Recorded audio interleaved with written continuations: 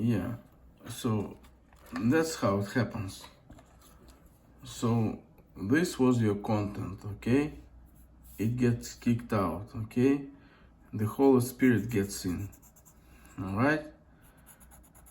Now your heart content is the Holy Spirit. What was forbidden becomes allowed, right? So, and the Holy Spirit starts to take possessions. He starts to take possessions of your sexuality, okay? Starts to take possession of defending you spiritually from other spiritual influences and from physical influences. For instance, if you had an oppressor in the face of a bully or someone, he protects you, okay?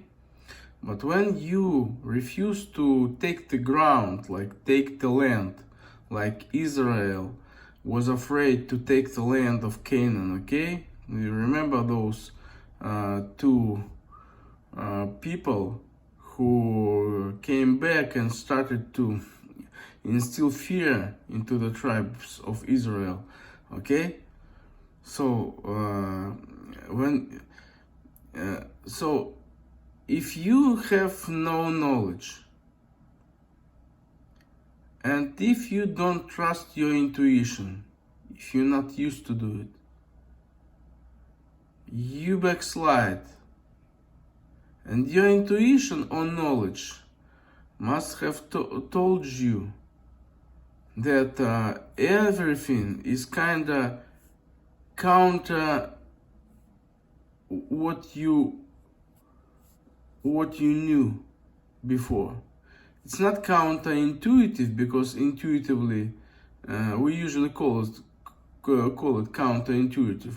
But with your intuition, you actually see what's happening and what is demanded of you.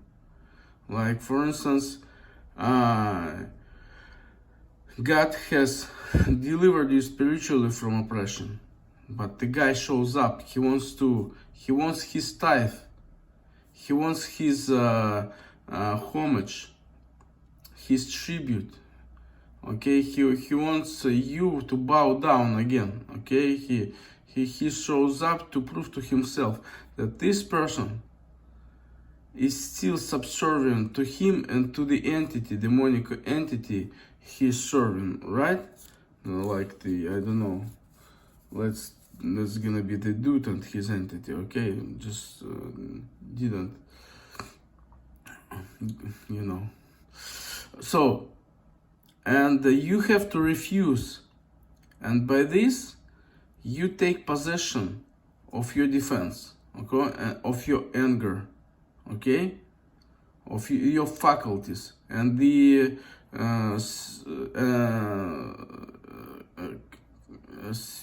new spirit kinda indwells it also, okay, kinda stretches itself to this faculty of you also, okay. So, and you feel sanctifying feeling, not dirty, muddy feeling, but sanctifying. It used to be like you couldn't move, you couldn't like get aroused, you couldn't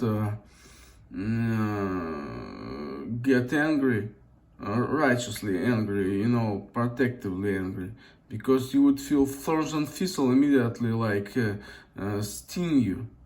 And now it's not the case, okay? And this is right. You see a woman, for instance, and she's like kinda offering you herself, meaning like at least do advances, and you look at this with fear that she is proposing you to, you know, let sin into you, but you feel that like the new nature, but kinda, you know, actually washing over you. You make a move, and that new nature spreads onto your sexuality, okay? It's like possessing the land, okay? And what usually happens, like the people think, and it's a common misconception, common knowledge, okay, common wrong knowledge, that backsliding is behaving like,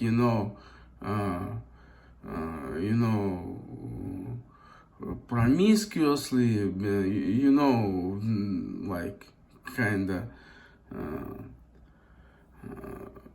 So they think coming to Christ is to like be able with the power of Christ to be a stiff-headed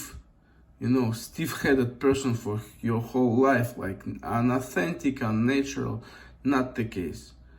You become authentic and natural, and this is completely like benevolent and benign and healing for you, okay? So now you are washed over by another thing.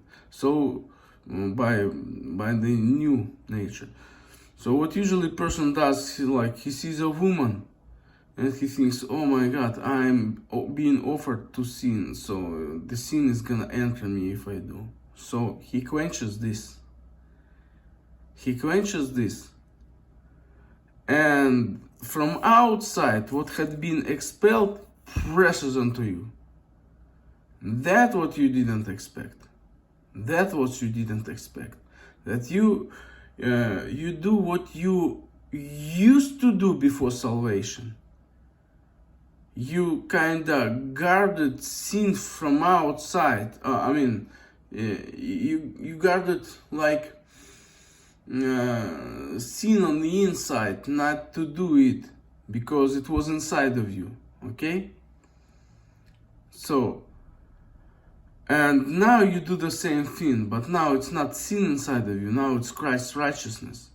You quench the Christ's righteousness, and the wall starts, pressing onto you.